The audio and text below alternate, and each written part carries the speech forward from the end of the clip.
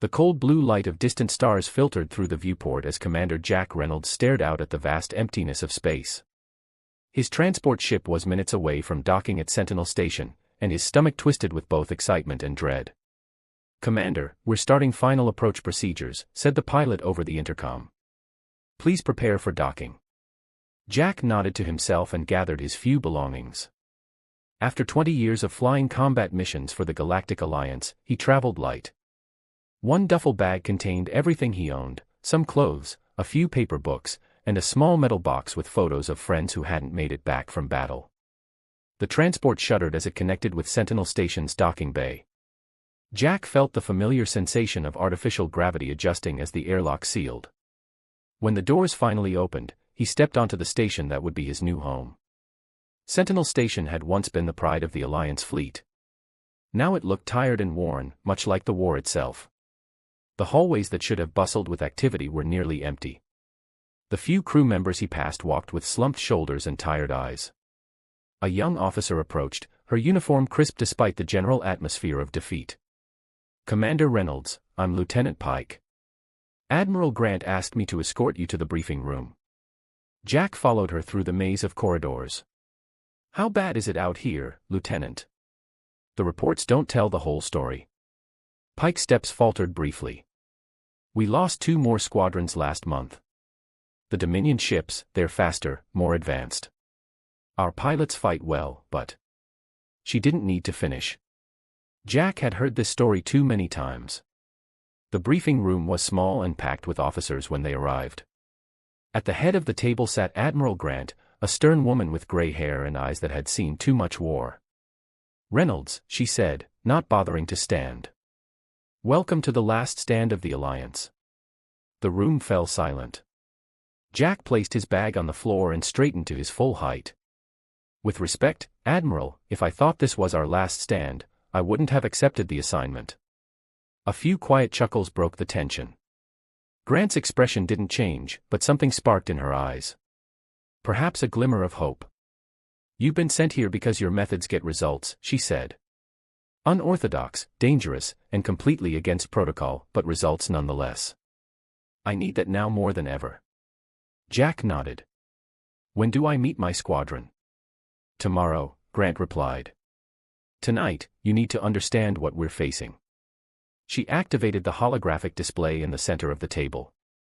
The blue light illuminated faces around the room as a 3D model of their sector appeared.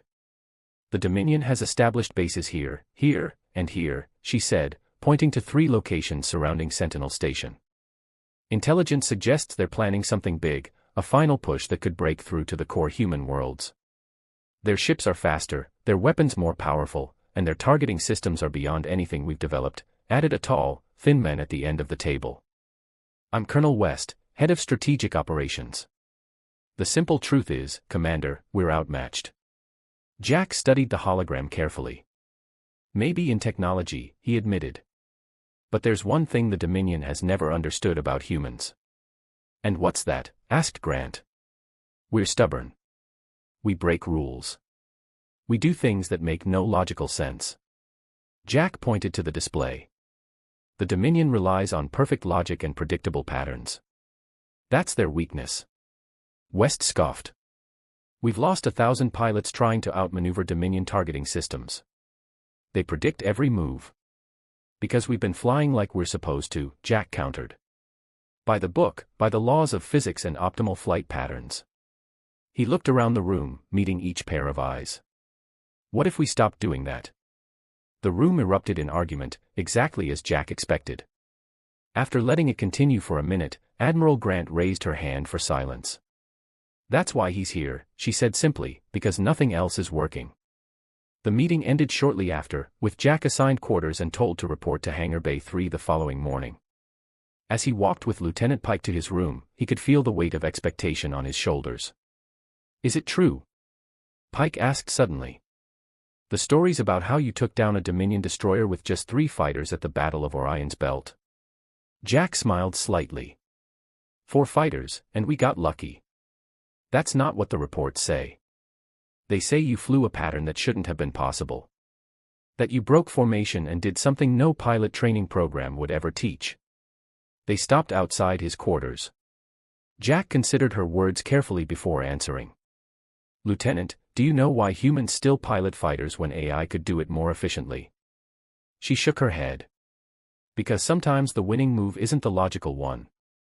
It's the one no one sees coming. He picked up his bag. Get some rest.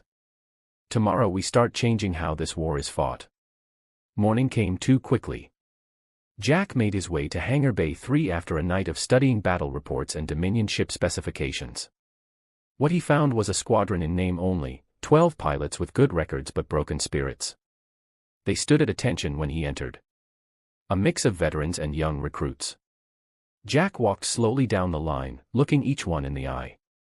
At ease, he said finally. My name is Commander Jack Reynolds. As of today, you're all part of what we're calling Chaos Squadron. He saw confusion on their faces. An appropriate name, because chaos is exactly what we're going to bring to the Dominion. A burly pilot with a thick beard stepped forward. With all due respect, sir, we've tried everything against their ships. Their targeting computers predict every move we make. Pilot Miller, sir. Tom Miller. Well, Miller, that's because we've been making moves they can predict. Jack turned and walked to a nearby console, pulling up footage of a recent battle. Look here. Every Dominion weapon fires exactly where our ships are going to be, not where they are. They're using advanced algorithms to predict flight paths. A younger pilot spoke up. So we're already dead before we move. How do we fight that? Jack smiled. By breaking the rules of engagement, by flying in ways that make no sense. The Dominion builds their strategy on the assumption that we'll make optimal choices. What if we don't? He looked around at their skeptical faces. Today we start training differently. We're going to rewrite every flight pattern you've ever learned. We're going to move in ways that defy conventional tactics. Jack's voice grew stronger with each word. And when we're done, we're going to show the Dominion that they may understand physics and mathematics, but they don't understand humans. For the first time since he'd arrived at Sentinel Station, Jack saw something besides defeat in the eyes looking back at him. It wasn't hope. Not yet.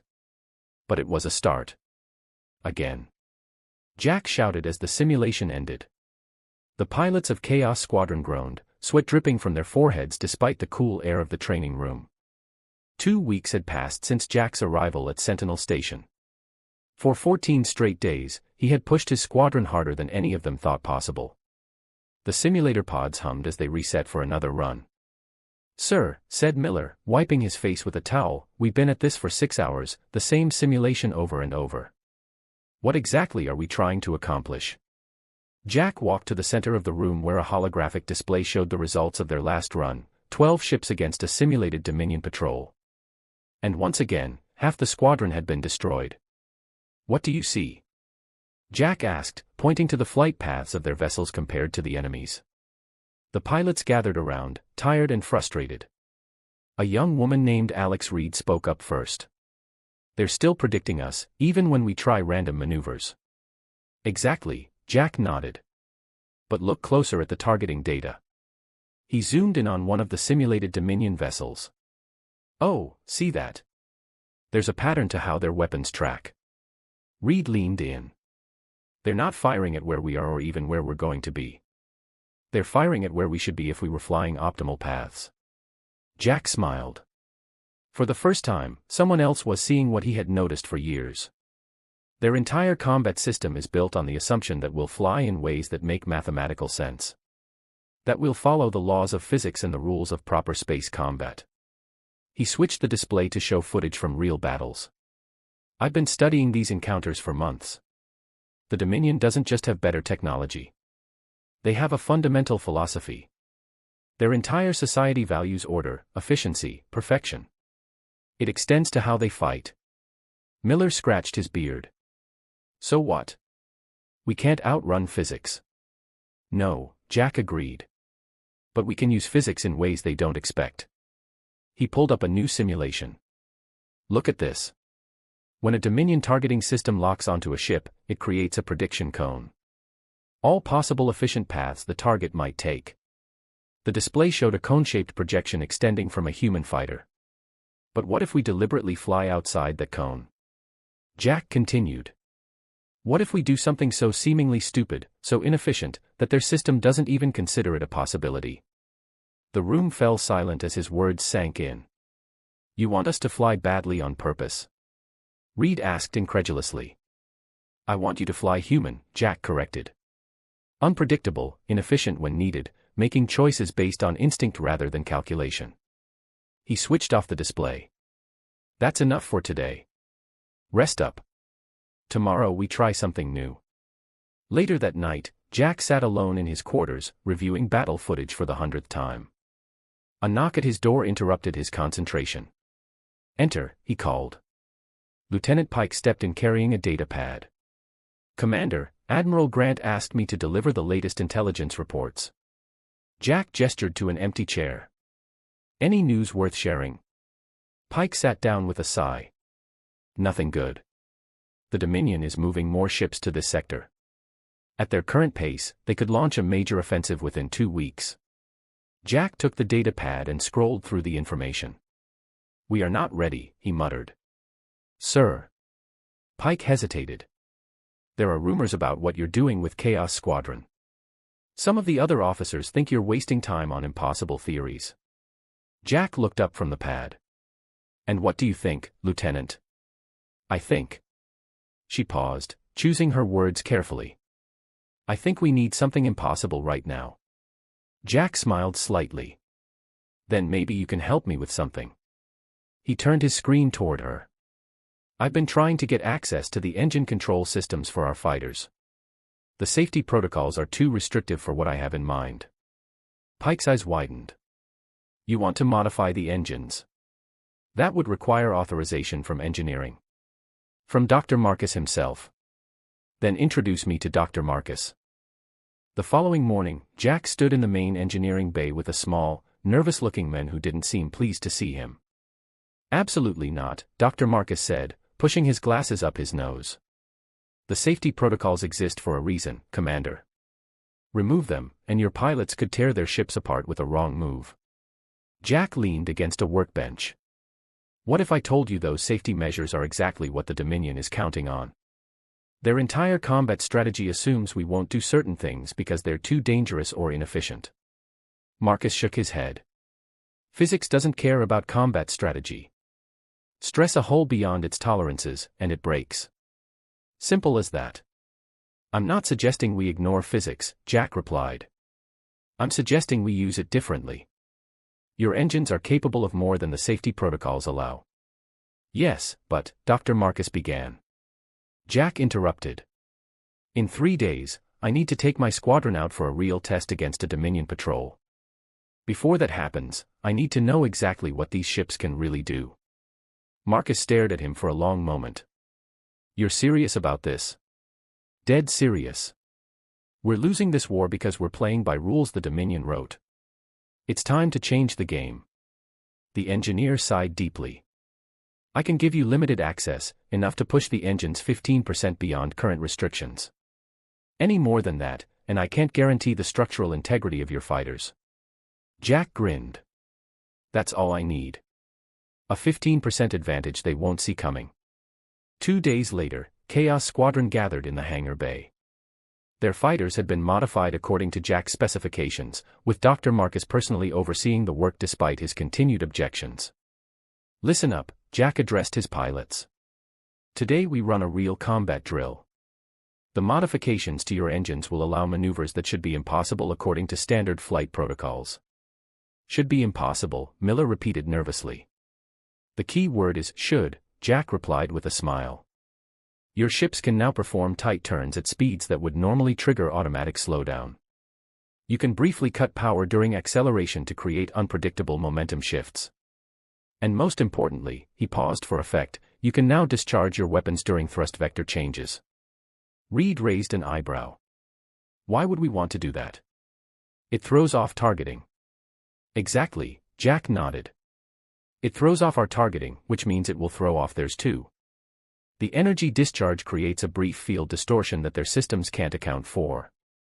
He walked down the line of fighters, inspecting each one. We're not trying to outshoot them or outrun them. We're trying to confuse them, to make them question their understanding of how combat works. And if this doesn't work, asked a pilot named Jones. Then we'll die no differently than hundreds of pilots before us, Jack said bluntly. But if it does work, if we can prove my theory, we might just change the course of this war. As the pilots climbed into their cockpits, Admiral Grant entered the hangar. She walked directly to Jack, her face set in a grim expression. Commander, I've just received word a Dominion patrol has been detected near the Archer's Point asteroid field. 3 cruisers heading this way. Jack felt a chill run down his spine. That's where we were planning our test run. It seems your test just became real, Grant said. I'm authorizing you to engage, but this is reconnaissance only. If my reports are correct, the Dominion has sent one of their best tacticians to lead this patrol. Commander Vex. Jack had heard the name. Vex was responsible for some of the Alliance's worst defeats. We'll be careful, he promised, though they both knew it was a lie. What he was planning was anything but careful. As Jack climbed into his own fighter, he felt a strange mixture of fear and excitement. For years he had studied the Dominion, watching how they fought, looking for patterns and weaknesses that others had missed. Now it was time to test his theory against a real enemy. Chaos Squadron, he said into his comm as the hangar bay doors began to open, remember what we've practiced. Do the unexpected. Break the rules. And no matter what happens, don't fly like a computer. Fly like a human. 12 fighters launched into the darkness of space, heading toward a confrontation that would either prove Jack's theory or end in disaster. The real test was about to begin. The hangar erupted with cheers as Chaos Squadron returned from their encounter with the Dominion patrol. What had begun as a risky test run had ended with something no one at Sentinel Station had seen in months, a victory, small but significant. Jack climbed out of his fighter, his flight suit drenched with sweat. The engagement had been brief, just under 15 minutes, but in that short time, his squadron had managed to disable one Dominion cruiser and force the others to retreat. Admiral Grant was waiting on the deck, her usually stern face showing the ghost of a smile. It seems your crazy theory has some merit, Commander. Jack nodded, too exhausted to celebrate. We caught them by surprise. That won't happen again. Explain to me exactly what happened out there, Grant said as they walked toward the debriefing room. We did everything wrong, tactically speaking, Jack replied. When their targeting systems locked on, we deliberately flew in ways that maximized our vulnerability instead of minimizing it. We accelerated when we should have slowed down. We turned toward weapons fire instead of away from it. And this worked because their systems are programmed to predict optimal responses. When we did the opposite, their targeting algorithms failed. Jack paused at the entrance to the debriefing room. But Commander Vex is no fool. He'll study what happened and adapt. Inside, the pilots of Chaos Squadron were already reviewing the combat footage, their earlier fatigue forgotten in the excitement of success. Look there, Reed was pointing at a specific moment in the battle. When Jones cut his engines mid-turn, the Dominion ship fired where he should have been, not where he actually went. Miller nodded excitedly. And when I discharged weapons during that vector change, their targeting systems completely lost lock for nearly 3 seconds. Jack watched them with pride. They were starting to understand, to truly see the potential of his approach. But he knew this was just the beginning. Enjoy this moment, he told them, because tomorrow the real work starts. Word of their success spread quickly throughout Sentinel Station. By the next morning, pilots from other squadrons were approaching Jack, asking to join his training sessions. Admiral Grant, seeing the surge in morale, officially expanded Chaos Squadron to 3 full units, 36 pilots in total. But not everyone was convinced. Colonel West confronted Jack in the mess hall 3 days after their initial encounter. You got lucky, West said, setting his tray down across from Jack. And now Grant is reallocating resources based on one minor skirmish. Jack continued eating. Luck had nothing to do with it. We exploited a fundamental flaw in Dominion combat doctrine. A flaw they'll correct, West countered. You think their engineers aren't already updating their targeting systems? Of course they are, Jack agreed. Which is why we're developing new maneuvers every day. West leaned forward. You're giving these pilots false hope. Worse, you're teaching them to fly recklessly. When the Dominion comes in force, this chaos approach will get them all killed. Jack finally looked up from his meal. With respect, Colonel, following the established doctrine has already gotten hundreds of pilots killed. At least we're trying something new. As West stormed away, Lieutenant Pike slid into his vacant seat. You've made quite an impression, Commander. Half the station thinks you're a genius. The other half thinks you've lost your mind. Jack smiled slightly. And what do you think, Lieutenant? I think, she said, lowering her voice, that you should know there's a Dominion spy on this station. Jack's smile vanished. How sure are you? Security caught unusual transmission patterns last night. Someone sent encrypted data packets during our shift change, when monitoring is at its slightest. Do we know what information was sent? Pike shook her head. Not yet, but given the timing. They're sending data about our new tactics, Jack finished the thought. Which means we need to accelerate our training. Where's Dr. Marcus? Jack found the engineer in his workshop, surrounded by holographic engine schematics. The small man barely looked up when Jack entered. Before you ask, Commander, I'm already working on the next set of modifications. Your 15% advantage won't be enough once the Dominion adapts. Jack studied the schematics. What are you proposing? Something risky, Marcus admitted, but potentially game-changing. He highlighted a specific part of the engine design. If we reconfigure the thrust vectoring system to permit momentary power surges during direction changes, we could achieve maneuverability that defies conventional physics. At what cost? Jack asked, knowing there had to be a catch. Marcus removed his glasses, rubbing tired eyes. Structural integrity. The stress on the hull would be enormous, and the pilots would experience G-forces at the very edge of human tolerance. How long to implement these changes? A week, maybe less if I pull engineers from other projects. Jack nodded. Do it, and keep it quiet. We have a security leak. For the next 5 days, Chaos Squadron trained constantly while Marcus and his team worked on the fighters. Jack pushed the pilots harder than ever, introducing increasingly erratic flight patterns and encouraging them to develop their own unpredictable maneuvers. The key, he explained during an evening briefing, is to never establish a pattern. The moment your movements become predictable, even slightly, their systems will lock on. Reed raised her hand. Sir, we've been analyzing the combat footage. There's something strange about how the Dominion ships reacted when we used the engine cut during turns. She pulled up the relevant data. See here. For a fraction of a second, their targeting systems actually overcompensated, firing far wide of our position. If we could somehow extend that moment of confusion. Jack studied the data with growing excitement. You're right. There's a vulnerability we haven't fully exploited yet. He turned to Miller. How are the simulator adjustments coming? Ready for testing, Miller replied. We've programmed it to replicate what we think will be their adapted targeting algorithms. Good. Tomorrow we start running scenarios with the new engine configurations. As the meeting ended, Admiral Grant entered with a grave expression. Commander, we've intercepted Dominion communications. They're sending Commander Vex significant reinforcements. A full battle group. ETA, 8 days. The room fell silent. A battle group meant at least one dreadnought and multiple heavy cruisers, far more than Chaos Squadron could handle, even with their new tactics. We're not ready, Jack admitted. We need more time to train more pilots. Time is the one thing we don't have, Grant replied. I'm authorizing round-the-clock training and pulling pilots from other stations. You have 1 week to prepare them for what's coming. After the Admiral left, Jack remained in the briefing room alone, staring at the holographic display showing the approaching Dominion forces. What had begun as a theory, a desperate attempt to find any advantage against a superior enemy, had now become the Alliance's last hope. A knock at the door interrupted his thoughts. Dr. Marcus entered, looking even more tired than usual. I've completed the first set of engine modifications, he said. But there's something else you should see. He placed a small device on the table. It projected a schematic of the Dominion targeting system, more detailed than anything Jack had seen before.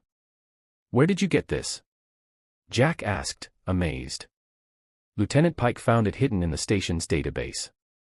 Someone uploaded it 6 hours ago before attempting to transmit it out. Security blocked the transmission. Jack studied the schematic carefully. It confirmed everything he had theorized and more. The Dominion systems were even more predictive than he had realized. But that also meant they were more vulnerable to unpredictability. This changes everything, he whispered. With this, we can develop counters to their entire targeting approach. Marcus nodded. I thought you'd say that. That's why I've already begun reconfiguring the simulator programs. As the engineer left, Jack felt a renewed sense of purpose. The spy had inadvertently given them the very information they needed most. Now the race was on to train enough pilots in the new tactics before the Dominion arrived in force. The next days would determine not just the fate of Sentinel Station, but potentially the entire war. The real fight was about to begin. 7 days passed in a blur of simulator runs, engine modifications, and intense training. Jack pushed his pilots to their physical and mental limits, sometimes keeping them in the simulators for 18 hours straight. He knew it was brutal but necessary. The Dominion wouldn't show mercy when they arrived. And arrive they did, a day earlier than expected. The alarm blared throughout Sentinel Station, jerking Jack from his first real sleep in days. He was on his feet and moving before his mind fully cleared, muscle memory taking over as he rushed toward the command center. Admiral Grant was already there, staring at the tactical display with grim determination. They've just dropped out of hyperspace at the edge of the system. 16 ships total, including a dreadnought. Jack studied the formation. It was classic Dominion tactics. A wedge formation with heavy cruisers at the front and the massive dreadnought protected in the rear. Commander Vex was playing it by the book, at least for now. Status of our squadrons? Jack asked. Chaos Squadron is at full strength, 36 fighters ready for launch. The rest of our flight groups can provide an additional 48. Against a Dominion battle group. Grant didn't need to finish the thought. The odds were overwhelming. We need to deploy immediately, Jack said, before they get closer to the station. Grant nodded. Launch all squadrons. But Jack, she added as he turned to leave, this isn't just about testing your theories anymore. If we lose here, there's nothing between the Dominion and the core human worlds. I know, Jack replied quietly. We won't lose. In the hangar, pilots rushed to their fighters. The mood was tense but focused. These weren't the same defeated men and women Jack had met when he first arrived. They had tasted victory, seen proof that the seemingly invincible Dominion could be vulnerable. Jack found Reed checking her fighter systems. How are the new modifications holding? Dr. Marcus says they'll give us about 10 minutes of enhanced maneuvering before the stress on the hulls becomes critical, she replied. After that, structural integrity isn't guaranteed. 10 minutes might be all we need. Jack placed a hand on her shoulder. Remember, stay unpredictable. The moment you fall into a pattern, you're vulnerable. Miller approached, his usual humor replaced by seriousness. Commander, there's something you should know. We've been studying the Dominion fleet. The Dreadnought. It's the Inevitability, Vex flagship. Jack felt a chill. The Inevitability was known throughout the Alliance as the deadliest ship in the Dominion fleet. It had been present at 3 major battles, all of them ending in devastating human defeats. Then we target it specifically, Jack decided.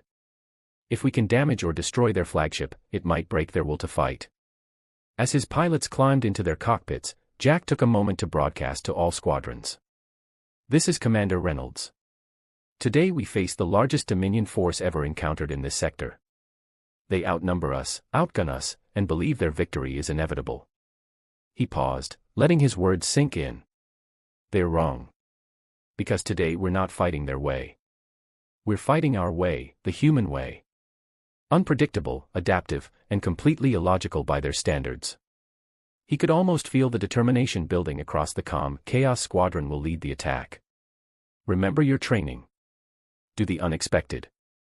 Break the rules, and no matter what happens, make them remember that they picked a fight with humans. 84 fighters launched from Sentinel Station, forming up into their designated groups before accelerating toward the approaching Dominion fleet. Jack led Chaos Squadron at the front, his mind already racing through potential strategies. All units, maintain communication discipline, he ordered. Use only the encrypted channels. If the Dominion has studied our previous engagement, they'll be monitoring for tactical chatter. The distance between the two forces closed rapidly. Jack watched as the Dominion ships adjusted their formation slightly, a sign that Commander Vex was aware of their approach and preparing to counter their tactics. "They're adapting already," Reed observed on the private channel. "Look at how their lead cruisers are spreading out to create overlapping firing arcs." Jack nodded to himself. "Exactly what I expected. Vex is smart, but he's still thinking conventionally." He switched to the squadron channel. "Chaos Squadron, execute pattern Sigma on my mark. 3, 2, 1, mark." The fighters of Chaos Squadron suddenly split into 3 groups, each taking a completely different vector than would be tactically sound. Some accelerated directly toward the enemy. Others cut engines entirely, letting momentum carry them in an unpowered drift, while a third group executed wild spins and turns that seemed to have no purpose or pattern. For a moment, the Dominion ships hesitated, their targeting systems struggling to prioritize among the chaotically moving fighters. Then the space between the forces erupted with weapons fire. The battle quickly devolved into a swirling, confusing melee. Standard alliance formations broke apart as each Chaos Squadron pilot implemented the unpredictable tactics they had trained for. The Dominion cruisers, used to facing organized attack patterns, struggled to maintain target locks. Jack pushed his fighter into a tight spiral, deliberately flying through the debris field of a destroyed vessel, something no tactical manual would ever recommend. The debris provided random, unpredictable cover while also confusing enemy sensors. "Group 3, status report," he called as he emerged from the field. "We've disabled the weapons array on Cruiser 2, Miller responded, his voice tight with concentration. "But they're adapting fast. Their targeting systems are starting to anticipate some of our maneuvers." Jack frowned. This was the moment he had warned about. The Dominion learning, adapting to their tactics. It was time for the next phase. "All Chaos units, implement wildcard maneuvers. Use the engine modifications. Now." Across the battlefield, the fighters of Chaos Squadron engaged their modified engines. The changes Dr. Marcus had made allowed for impossible bursts of speed and direction changes that no conventional craft could achieve and no targeting system could predict. Jack felt his body strain against the G-forces as he executed a turn that should have torn his fighter apart. Warning lights flashed across his console as the hull integrity indicators dropped into the red zone. "Commander," Dr. Marcus' voice came through on the emergency channel. "The structural integrity of your fighters won't hold much longer under these conditions." "Just a little more," Jack muttered, more to himself than in response. Through his viewport, he could see the massive form of the inevitability moving into attack position. The Dreadnought's main weapons were powering up, preparing to deliver devastating fire that could destroy multiple fighters with a single shot. It was now or never. "Reed, Miller, Jones, form on me," Jack ordered. "The rest of you, continue harassing the cruisers. We're going for the Dreadnought." 4 fighters broke away from the main battle, accelerating toward the inevitability at maximum speed. The Dreadnought immediately oriented its main weapons toward them. Standard evasive pattern for 30 seconds, Jack instructed his small group. "Make them think we're using conventional tactics. Then, on my mark, execute maximum wildcard." The fighters weaved and dodged in textbook evasive patterns as they approached. The inevitability's weapons tracked them easily, preparing to fire with deadly accuracy. "Get ready," Jack said, watching the distance counter tick down. 3, 2, 1, now. In that instant, the 4 fighters did something that defied all combat logic. Instead of continuing to evade, they cut engines completely, fired thrusters in seemingly random patterns, and discharged their weapons while executing impromptu spins. The combined effect created a momentary energy field distortion that completely confused the Dreadnought's targeting systems. The massive energy weapons of the inevitability fired and missed completely. "Now!" Jack shouted. "Full thrust, direct approach." The 4 fighters surged forward in the wake of the Dreadnought's failed attack, closing the distance before its weapons could recharge. They streaked along the massive hull, firing precision shots at key systems that the stolen schematics had identified as vulnerabilities. Jack's fighter shuddered violently as a defensive weapon grazed his wing. Warning alarms blared as his structural integrity dropped to critical levels. He ignored them, focusing entirely on his target, the dreadnought's main power coupling. "One shot," he whispered. "Just need one perfect shot." He fired. For a moment nothing happened. Then a cascade of explosions erupted along the dreadnought's hull as the power coupling failed, triggering a chain reaction through connected systems. "All units, clear the dreadnought's vicinity," Jack ordered as he pulled away, his fighter protesting with every maneuver. The battle seemed to pause as both sides watched the mighty inevitability drift powerless, its lights flickering and weapons systems offline. For the first time in known history, a Dominion dreadnought had been neutralized by a handful of fighters. The impossible had happened, but the battle was far from over. The disabled dreadnought inevitability drifted silently against the backdrop of stars, its massive weapon systems offline and its running lights flickering weakly. Around it, the battle continued, but something fundamental had changed. The near-mythical flagship of Commander Vex, never before defeated, was now just another damaged vessel in space. Jack's fighter limped away from the dreadnought, warning lights flashing across his control panel. The stress of the wildcard maneuvers had pushed his ship's hull integrity to its breaking point. "All Chaos units, report status," he called over the comm. The responses came in quickly. 3 fighters lost, 11 with critical damage, but the rest still combat-capable. Considering they were facing a Dominion battle group, the numbers were nothing short of miraculous. "Commander," Reed's voice came through. "The Dominion cruisers are regrouping. They're forming a defensive perimeter around the inevitability." Jack watched as the remaining Dominion vessels shifted position. Their previously perfect formation was now ragged and reactive. For the first time, they were fighting defensively rather than offensively. "They're protecting the dreadnought," Miller observed. "They don't know what to do without Vex directing the battle." Jack studied the tactical display. The Dominion still had 12 operational cruisers against their 80 remaining fighters. Under normal circumstances, those odds would still favor the Dominion heavily. But these weren't normal circumstances. "Admiral Grant," Jack called back to the station. "The Dominion force is off balance. If we press now, we might be able to force a full retreat." "Agreed," Grant replied. "All squadrons, continue engagement. Focus on the cruisers closest to Sentinel Station." The battle resumed with renewed intensity. Human fighters darted between the massive Dominion vessels, using the chaotic tactics Jack had developed to confuse their targeting systems. But something unexpected was happening. The Dominion ships were beginning to adjust their firing patterns. "They're adapting again," Reed warned. "Their weapons are firing in broader spreads instead of precise targeting." Jack nodded grimly. It was inevitable. The Dominion might be rigid in their tactics, but they weren't stupid. If they couldn't predict exactly where a fighter would be, they would simply expand their firing zones to cover all possibilities. "Time for the next evolution," Jack said. "All Chaos units, switch to fusion patterns." The Chaos Squadron fighters immediately began operating in pairs, flying in perfectly mirrored patterns just long enough for Dominion targeting to lock on, then abruptly breaking in opposite, unpredictable directions. The effect was devastating. Dominion weapons would lock onto what appeared to be a predictable formation, only to find themselves firing at empty space as the fighters scattered in ways their algorithms couldn't anticipate. Jack guided his damaged fighter through the chaos, searching for a specific target. There, one of the Dominion communication cruisers, the vessels responsible for coordinating their fleet movements. If they could disrupt the Dominion's ability to communicate, their advantage would grow exponentially. "Miller, Jones, form on me," he ordered. "We're taking out their comms." The 3 fighters converged on the communication cruiser, weaving through increasingly desperate defensive fire. Jack's ship shuddered as a glancing hit struck his already damaged wing.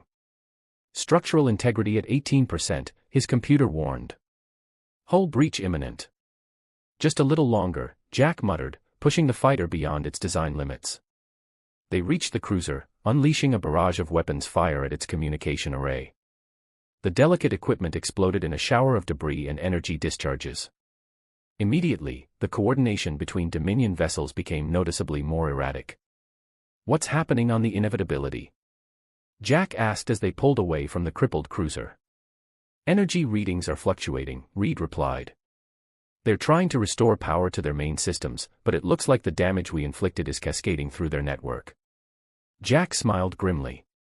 Just as he had hoped.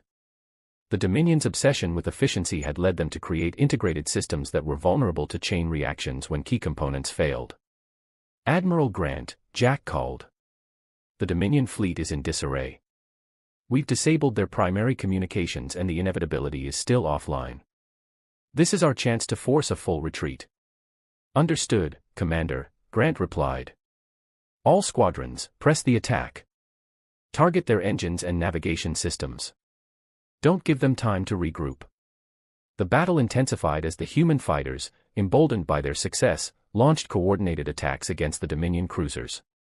Without their flagship's guidance and with their communications disrupted, the Dominion vessels struggled to maintain cohesion. Jack watched from his damaged fighter, directing the assault as best he could. His hull integrity was critical now, but he refused to withdraw. Everything depended on maintaining the pressure, on not giving the Dominion time to adapt again. "Sir," Miller's voice came through, unusually urgent. "We're detecting energy spikes from the inevitability. They're rerouting power to their main engines. They're going to try to retreat with the dreadnought," Jack realized. "We can't let them. If they get away with the inevitability, they'll analyze what happened and develop countermeasures." Despite the warnings flashing across his console, Jack pushed his fighter toward the crippled dreadnought. "Reed, Miller, anyone with functioning weapons, target the inevitability's engine arrays. We need to keep it immobilized." "Jack," Admiral Grant's voice cut through the chatter. "Your fighter won't survive another attack run. Return to the station." "With respect, Admiral, we need to finish this." There was a moment of silence before Grant responded. "Then make it count, Commander." Jack's damaged fighter accelerated toward the massive dreadnought, followed by the few Chaos Squadron pilots who still had functional weapons. The inevitability's defensive systems were beginning to come back online, sporadic fire reaching out toward the approaching fighters. "Wildcard approach," Jack ordered. "Maximum unpredictability. Don't give their systems anything to lock onto." The fighters scattered, each taking a different vector toward the dreadnought. Jack pushed his ship into a spiraling pattern that sent warning sirens blaring throughout his cockpit. The structural integrity was failing, he had seconds, not minutes. Through his viewport, he could see the inevitability's engines glowing as power was restored. They were almost out of time. "There," he called, spotting a vulnerable point where their earlier attack had damaged the hull. "Concentrate fire on that section. It leads directly to their secondary power couplings." The fighters converged, unleashing everything they had on the designated target. Jack's weapon systems overheated with the sustained fire, adding to the cascade of failures threatening his ship. But he kept firing, even as his fighter began to break apart around him. The combined assault proved too much for the weakened dreadnought. A series of explosions rippled along its hull, culminating in a massive energy discharge that temporarily blinded everyone watching. When the light faded, the inevitability was drifting dead in space, its engines dark, its weapons silent. Across the battlefield, the remaining Dominion cruisers began to break formation. Without their flagship, without communications, without the guidance of Commander Vex, they were reverting to their most basic programming, survival. "They're retreating," Reed announced, disbelief evident in her voice. "The Dominion is actually retreating." Jack's fighter was barely functioning now. Multiple systems had failed, and he was venting atmosphere from a breach in the cockpit. But as he watched the Dominion cruisers turn and accelerate away from Sentinel Station, he felt a sense of accomplishment that transcended his physical pain. "All units," Admiral Grant's voice came through on all frequencies. "The Dominion forces are in full retreat. Return to Sentinel Station immediately." As the human fighters turned back toward the station, cheers erupted across the comm channels. They had done the impossible. They had faced a superior Dominion force and not only survived but prevailed. Jack's consciousness was fading as his oxygen levels dropped. His last view before blackness took him was the vast starfield ahead, punctuated by the retreating forms of the Dominion ships and the disabled hulk of the once invincible inevitability. Chaos had won the day. Jack awoke in the medical bay of Sentinel Station, the harsh lights making him squint. His body ached in ways he hadn't experienced since his earliest days as a pilot, when he was still adapting to the stresses of combat maneuvers. "Welcome back, Commander," Admiral Grant said, standing at the foot of his bed. "You've been unconscious for 2 days." Jack tried to sit up, wincing at the pain in his ribs. "The squadron. The station. Both intact, largely thanks to you. Grant's usually stern expression had softened slightly. Your fighter was breaking apart around you when the recovery team reached you. Dr. Marcus says he's never seen anyone push a ship that far beyond its design limits and live to tell about it. Jack managed a weak smile. Unpredictability. It works on machines as well as Dominion targeting systems. Indeed. Grant pulled up a chair and sat beside the bed. The Dominion forces have withdrawn completely from this sector. Intelligence suggests they're regrouping, trying to understand exactly what happened. And the inevitability. Still drifting where you left it. We've sent salvage teams to study it before the Dominion can return in force to recover it. The data we extract could change the course of this war. Jack nodded, leaning back against his pillow. What about Commander Vex? Grant's expression darkened. No sign of him. Escape pods were launched from the inevitability before your final attack run. It's likely he was on one of them. Then he'll be back, with new tactics designed to counter ours. Probably, Grant agreed. But for now, we've bought ourselves time and something perhaps more valuable. She paused, looking Jack directly in the eyes. Hope. For the first time in years, our forces believe we can win this war. Chaos Squadron. Expanded to 6 full units. Every pilot on the station wants to join. Dr. Marcus is working around the clock to implement your engine modifications across our entire fleet. Jack smiled, feeling a sense of satisfaction despite his injuries. And Colonel West? Grant actually chuckled. Currently eating his words and requesting to have his pilots trained in your methods. A knock at the door interrupted them. Lieutenant Pike entered, followed by Reed, Miller, and several other pilots from Chaos Squadron. Commander, Pike said, we heard you were awake. Jack looked at the faces of his pilots, no longer defeated, no longer broken. They stood tall, confident, their eyes bright with purpose and pride. We wanted to thank you, Reed said. What you taught us, it changed everything. Miller stepped forward. And we wanted you to know that we've been analyzing the battle data. We've already developed 3 new maneuvers based on what we learned. Jack felt a surge of pride.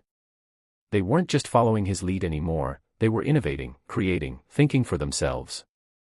The chaos approach wasn't just a tactic, it was becoming a philosophy. The Dominion will adapt, he warned them.